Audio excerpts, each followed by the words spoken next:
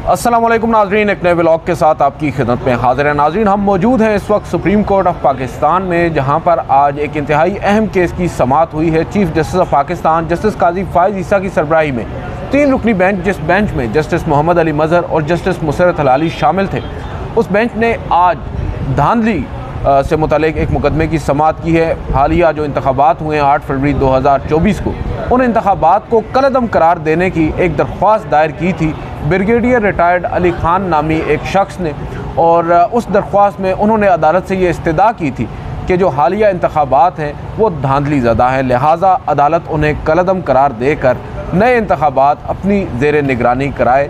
तहम यूँ ही आज समाअत का आगाज़ हुआ, क्योंकि गुज़िश्ता समाअत पर चीफ जस्टिस ऑफ पाकिस्तान ने न सिर्फ जो दरख्वास्त गुजार हैं अली खान, उनकी अदम मौजूदगी की बुनियाद पर उनको नोटिस जारी किया था, बल्कि वज़ारत दिफ़ा के ज़रिए भी एक नोटिस उनको भिजवाया गया कि उन्हें पेश किया जाए, क्योंकि ब्रिगेडियर रिटायर्ड अली खान साहब ने ख़ुद को फ़ौज का साबिक अफसर ज़ाहिर किया है। आज समाअत के आगाज़ से कबल अदालती अमले ने आवाज़ लगाई कि क्या वज़ारत दिफ़ा की जानिब से कोई है, तो कोई भी शख्स करीब नहीं आया।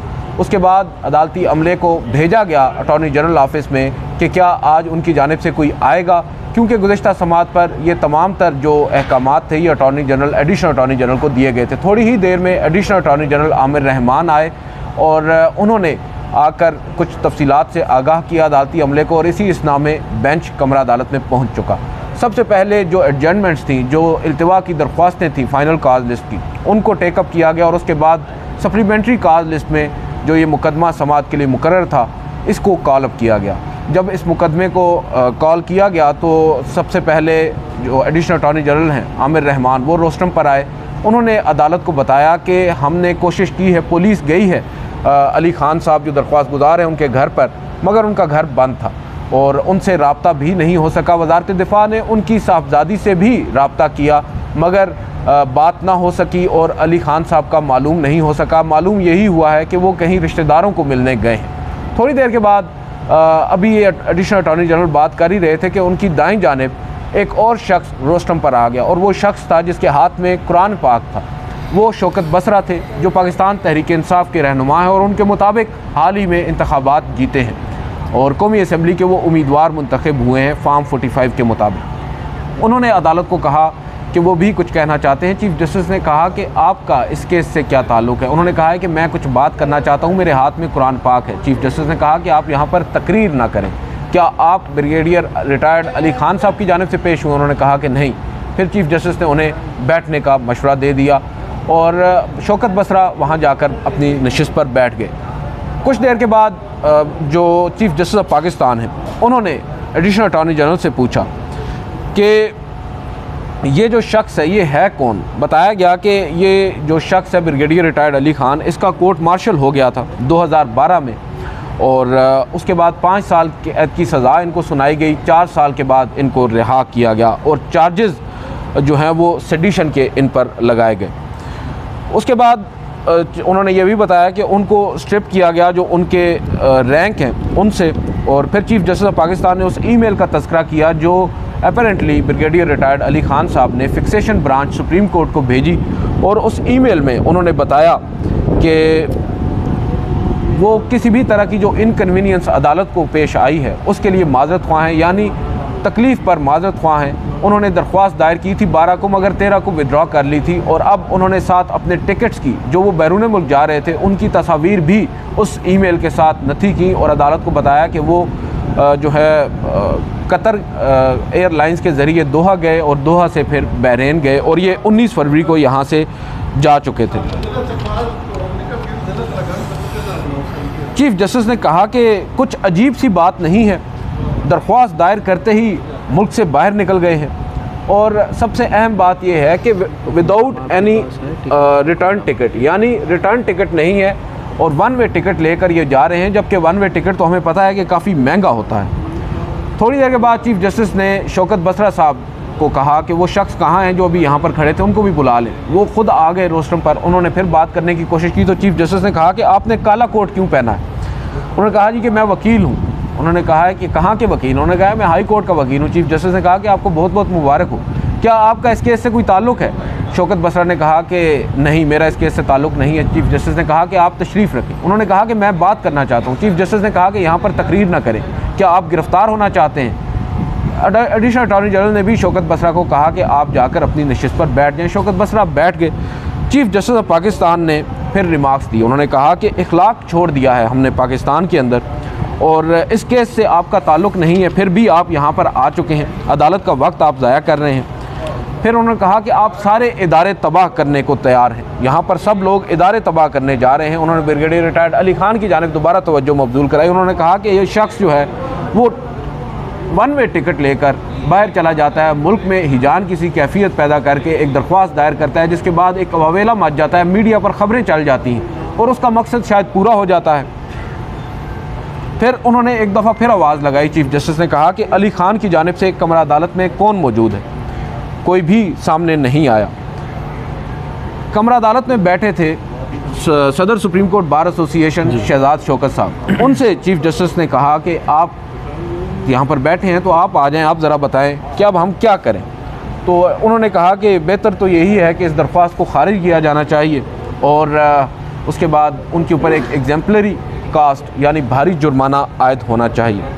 चीफ जस्टिस ने फिर कहा कि मुझे तो ये एक कॉन्स्पिरेसी लगती है, एक साजिश लगती है।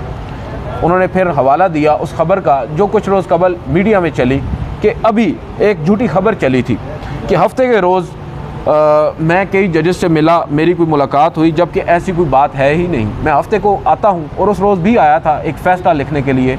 अमूमन मुझे जजेस मिल जाते हैं आते जाते, मगर उस रोज़ तो मुझे कोई जज मिला भी नहीं था। बावजूद इसके सबसे बड़े मीडिया चैनल्स के ऊपर ये खबर चली कि जजेस की मुलाकात हुई है।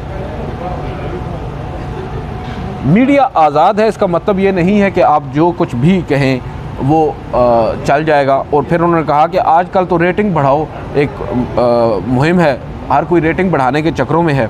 जैनुइन सहाफ़ी जो हैं वो बेरोज़गार फिर रहे हैं, और जो रेटिंग के चक्रों में ख़बरें दे रहे हैं उनकी नौकरियां मज़ीद पक्की हो रही हैं।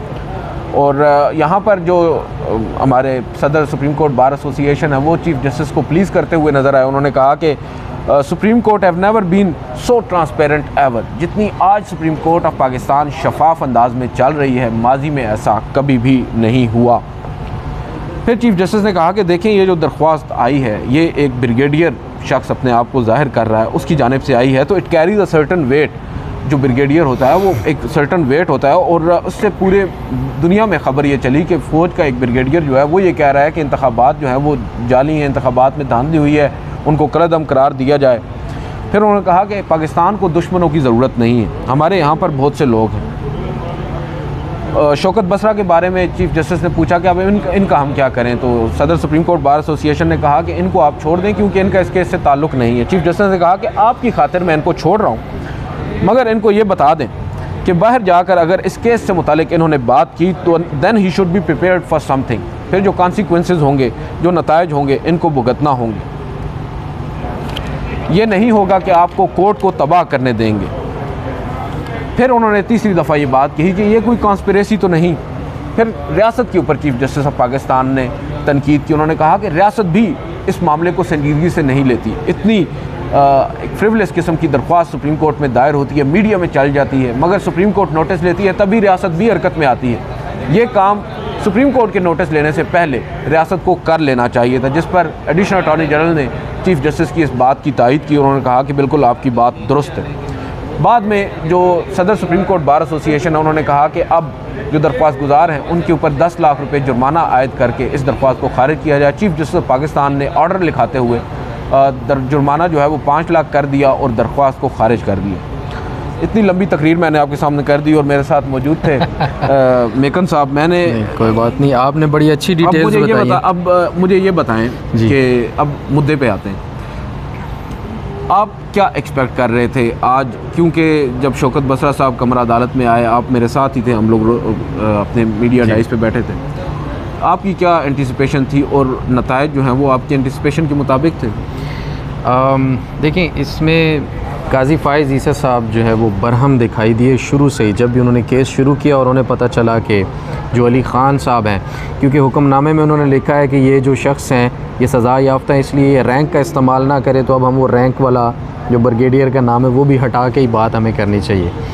अली ख़ान साहब अदालत में मौजूद नहीं थे तो काजी साहब इस बात पर भी बरहम थे कि वो क्यों नहीं, लेकिन हैरान मैं उस ईमेल पर हूँ जिसको वेरीफाई भी कर लिया है काजी फ़ाइज़ ईसा साहब ने और उनके अमले ने कि ये बिल्कुल जी उन्हीं की तरफ से, अली ख़ान साहब की तरफ से ईमेल आई और उसके अंदर तमाम डिटेल्स मौजूद है। वेरीफाई करना जो है ना वो ज़रूरी, आप जब चीफ जस्टिस के सामने पेश कर रहे हैं ना तो आपने पहले चेक करना है कि भाई उन्होंने चेक कहाँ से किया। उन्होंने चेक किया है वो जो टिकट दस्तावेज़ात लगी थी, उसकी टिकट है उसको चेक किया कि आया ये टिकट ठीक लगा हुआ है, दुरुस्त लगा हुआ, और दूसरा उन्होंने फिर चेक किया कि ये वाकई में अली ख़ान नामी शख्स ने लिया। तो ये एक मेरे ख्याल से एक रूटीन प्रोसेस है। लेकिन आपकी बात दुरुस्त है कि उनके वकील भी आज मौजूद नहीं थे। काजी फ़ाइज़ ईसा साहब ने, मेरे ये बात करने का मकसद ये है कि एक तो अली ख़ान साहब ख़ुद नहीं आते, फिर अली ख़ान साहब एक ईमेल करते हैं, काजी साहब उसको ईमेल को मान भी लेते हैं, फिर उनके वकील भी मौजूद नहीं थे कि केस जब वापस लिया जाता है, दरख्वास्त वापस ली जाती है तो कम से कम कोई ना कोई नुमाइंदा मौजूद होता है जो कहता है जी हमें एतराज़ नहीं है और हम अपनी मर्ज़ी से इस दरख्वास्त को वापस लेना चाहते हैं। तो ये एक कमी जो है मुझे लगी। लेकिन काजी साहब ने दरख्वास्त तो उन्होंने खुद वापस लेने की एक दरख्वास्त भी तो दायर कर दी थी ना। वो पहले एक दरख्वास्त ऑन रिकॉर्ड आ चुकी है, वो बयान हल्फी के साथ ही होती है कि मैं अपनी दरख्वास्त विड्रा कर रहा हूँ। वो बात तो मेरा ख्याल है ख़त्म हो गई है। मुझे बेसिकली ना आज की जो प्रोसीडिंग्स मैंने सुनी है, हैविंग सेड दैट कि जो धांधली हुई है हमारे सामने, बहुत सारे ऐसे मामलात हैं, फॉर्म 45 है, सब कुछ अच्छा है। आपने पूछा मैं क्या एक्सपेक्ट कर रहा था। मैं ये एक्सपेक्ट कर रहा था कि काजी साहब आज इलेक्शन के ऊपर कोई बात करेंगे कि इतना बड़ा इल्ज़ाम चीफ कमिश्नर जो रावलपिंडी की थे लियाकत चट्टा साहब उन्होंने भी लगाया। उसके ऊपर भी काजी साहब ने एक वीडियो बयान के अंदर तरदीद तो कर दी और कहा कि उन्होंने सबूत पेश नहीं किए, लेकिन इसके ऊपर कोई कार्रवाई आगे चलती हुई हमें नज़र नहीं आ रही। इतना बड़ा जो है इलेक्शन के अंदर एक सेटअप लगाया गया एक जमात को हरवाने के लिए और काजी साहब अभी तक उसके ऊपर किसी किस्म का कोई ऑब्जर्वेशन उन्होंने नहीं दी है। आज उनके सामने ये पूरा केस था, जैसे कि आप भी एक्सपेक्ट कर रहे होंगे कि काजी साहब से कोई ना कोई ऐसी बात आपको सुनने को मिलेगी जिससे कोई मामला शफाफियत की तरफ जाता हुआ नज़र आएगा। वो भी नहीं आया। शायद काजी साहब भी ये चाहते होंगे कि यार ये मामला अब मेरे पास मज़ीद ना ही आए तो बेहतर है। तो उनकी खामोशी इस मामले पर और सिर्फ़ उन्होंने जो है डांट पिलाने पर ही इक्तफ़ा किया अली ख़ान साहब को, और रही कई कसर उन्होंने शौकत बसरा के ऊपर निकाल दी। हालांकि अगर शौकत बसरा की बात सुन ली जाती, अमल करना ना करना वो बात की बात थी, उनके हाथ में उस वक़्त कुरान पाक भी था, तो अगर उनकी बात सुन ली जाती तो भी मुझे लगता है कि एक फेयर जस्टिस काजी साहब की तरफ से होता। लेकिन उनकी तरफ से इस तरह से बात तो उनके अपने दाने भी पूरे नहीं थे। ही वॉज इल प्रिपेयर्ड, ये तो एक बात है। लेकिन दूसरी चीज़ ये है कि उन्होंने दरख्वास्त तक दायर नहीं की सुप्रीम कोर्ट में। देखें ना, ये एक जो कंडक्ट है आपका कि आप एक तरफ से ये एक्सपेक्ट कर रहे हैं सुप्रीम कोर्ट ऑफ पाकिस्तान से कि सुप्रीम कोर्ट आपको रिलीफ दे, दूसरी तरफ आप खतूत लिख रहे हैं ओपन, आप मीडिया के ऊपर बात कर रहे हैं। एक आइनी दरख्वास्त अभी तक पाकिस्तान तहरीक इंसाफ की जानिब से आइन के आर्टिकल 184(3) के तहत दायर नहीं की गई। ये भी तो आप माने ना। बात यह है कि अब चीफ जस्टिस ऑफ पाकिस्तान अगर आज इस केस में शौकत बसरा साहब को सुन लेते, क्योंकि ये सो मोटो जुरिसडिक्शन नहीं थी, ठीक है ना, एक मुकदमा नहीं सो मोटो बेशक नहीं थी। आपने काजी साहब को पहले नहीं देखा, कई केसों में से उन्होंने बच्चे निकाले हैं। वो उनका इस्तेहकाक है। देखें सर, पूरे कौम की हक पे डाका मारा गया, पूरा इलेक्शन रेक किया गया, धांधली हुई, लोगों का हक मारा गया। बल्ला आपने सुने ना जी, अब बल्ला आपने छीना, लेवल प्लेइंग फील्ड आपने नहीं दी, DROs आपकी वजह से बैठे हुए जो सारे के सारे धांधली कर रहे हैं, और आप अपनी मर्जी से केसों में से तो बच्चा निकाल लेते हैं। तो आज भी एक छोटा सा सो मोटो ले लेते, मामला आ ही गया था सामने। ये उनका इख्तियार है ना। देखिए, मैं उसको डिफेंड नहीं कर सकता ना उनको यहाँ पर बैठ के। मैं ये बात कर रहा हूँ कि चीफ जस्टिस ऑफ पाकिस्तान को, मैंने आपसे सवाल किया ना, आप क्या एंटिसिपेट कर रहे थे, मैं खुद ये एंटिसिपेट कर रहा था, क्योंकि उस रोज़ भी जब हमारे दोस्तों ने, वसीम लोगों ने बात की चीफ जस्टिस से, तो उन्होंने कहा था कि कमिश्नर का जो मामलात हैं उसके ऊपर भी देखेंगे ओपन कोर्ट के अंदर। तो बज़ाहिर मुझे ये तासुर मिला था कि आज वो मामला टेकअप होगा। एग्जैक्टली ठीक है, वो नहीं हुआ। वो होना चाहिए था मेरी दानिश में। लेकिन वो, अगर हम यहाँ पर ना चीफ जस्टिस पर आज तनकीद करते हुए ज़्यादा हक में जानब होते, अगर पाकिस्तान तहरीक इंसाफ या किसी एक मुतासरा फरीक की जानिब से कोई दरख्वास्त ऑन पेपर आती, अगर दरख्वास्त आ भी जाती तो क्या होता, चीफ जस्टिस काजी फ़ाइज़ सर वो मजबूर होते। एक और चीज़, अली खान की दरख्वास्त थी, आज ये जो इतना बड़ा यहाँ पर। अच्छा, मेरे ख्याल में अली खान ने कहा है कि मैं तहरीक इंसाफ की तरफ से हूँ, लेकिन तहरीक इंसाफ मेरे ख्याल में उनको ओन भी नहीं करती। तहरीक इंसाफ को और देखे ना, वो अगर दरख्वास्त आ भी जाती तहरीक इंसाफ की तरफ से तो काजी साहब क्या उसके ऊपर कोई एक्शन लेते, या कहते कि मामला नीचे ट्रिब्यूनल्स वगैरह में, हाई कोर्ट्स में अभी तक पेंडिंग है, आप वहाँ जाएँ, जब वहाँ से नहीं होगा फिर आप हमारे पास आएँ। बिल्कुल, तो वो भी इसीलिए यहाँ नहीं आ रहे। मेरी जो तहरीक इंसाफ के लोगों से बात हुई थी, मैंने बात करके ये मामला डिस्कस किया, मैंने उनसे पूछा, उन्होंने कहा कि अभी तक इलेक्शन कमीशन में मामला चल रहे हैं, अभी तक हाई कोर्ट्स में हमारे नोटिफिकेशन बहुत सारे जो जीत के हमारे ख़िलाफ़ किए गए थे वो मुअत्तल हो रहे हैं, तो हमारे मामलात वहाँ पर हैं। तो जब तक ये मामलात सेटल डाउन नहीं होते या आगे हमें जाने की ज़रूरत महसूस नहीं होती, तब तक हम सुप्रीम कोर्ट की वजह से, लेकिन एक वन मोटो लेना चाहिए, मुझे लगता है लेना चाहिए, क्योंकि वो इस वक्त सबसे बड़ी ज़िम्मेदारी उनके ऊपर आती है कि 8 फरवरी इलेक्शन की डेट तय करने में काजी फ़ाइज़ ईसा साहब की अदालत इन्वॉल्व थी। बेशक उनकी मुशावरत से उन्होंने दी, लेकिन उनकी अदालत के अंदर ये डेट डिसाइड हुई। फिर बल्ला यहाँ से लिया गया, 24 करोड़ लोगों के वोट पर 14 शख्सियात के वोट या उनके हकूक़ को फ़ौक़ियत दी गई। उसके बाद लेवल प्लेइंग फील्ड का केस था, काजी साहब ने सबूत देखने से इनकार किया। आरओज़ और डीआरओज़ मौजूद जो लगाए गए थे इलेक्शन कमीशन की तरफ से, उनके नोटिफिकेशन बहाल किए काजी फ़ाइज़ ईसा साहब ने। अब उन्होंने ये सारा कुछ कर लिया, तो मेरे ख़्याल में एज ए चीफ़ जस्टिस लामुतनाही इख्तियारात होने और कौम के वसीतर मफाद, वो वसीतर मफाद एक दूसरी तरफ होता है ना, यहाँ पर भी वसीतर मफाद को देखते हुए अगर वो इसके ऊपर सो मोटो लेते हैं और तो उन्हें ज़रूर लेना चाहिए। मैं पहली बात तो ये है कि चीफ जस्टिस अब सो मोटो ले नहीं सकते, ठीक है। सुप्रीम तीन रुकनी कमेटी में कम से कम मुझे याद पड़ रहा है ना, 2017 में पेशावर रजिस्ट्री में बैठे थे चीफ जस्टिस उस वक्त साकिब निसार साहब, उनके साथ 2 जजेस थे, जस्टिस काजी फ़ाइज़ ईसा और justice Mansoor Ali Shah. Justice Mansoor Ali Shah was new back then, तो उस एक मुकदमा था फजले का, कोई जो अस्पतालों का फजला होता है ना उसका जी। तो वहाँ पर फड्डा ये हुआ कि काजी साहब ने पूछ लिया, क्योंकि चीफ जस्टिस ने उस वक्त सो मोटो लिया हुआ था साकिब निसार साहब ने, तो काजी साहब उस वक्त सो मोटो के अगेंस्ट थे। उन्होंने additional attorney general advocate general से पूछा कि ये किस दरख्वास्त पर सो मोटो लिया गया। तो उन्होंने अभी बात हो ही रही थी, तो साकिब निसार साहब नाराज़ होकर उठकर चले गए, और बाद में वो फिर 2 रुकनी बेंच आया, काजी साहब माइनस हो गए।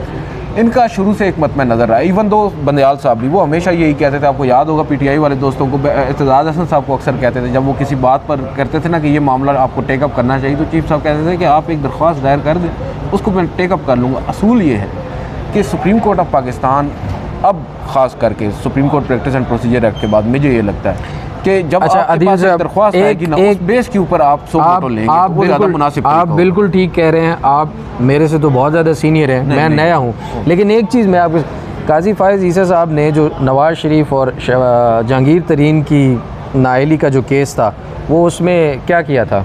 वो केस तो किसी और का था, ऐसे आप 5 साल 62(1)(f) की जो बात कर रहे हैं, इसमें ये कैसे उन्होंने वो सबको इख्तियार दे दिया? मेरी बात सुने, उसमें वो एक असूल तय करना था, मुकदमा वही था।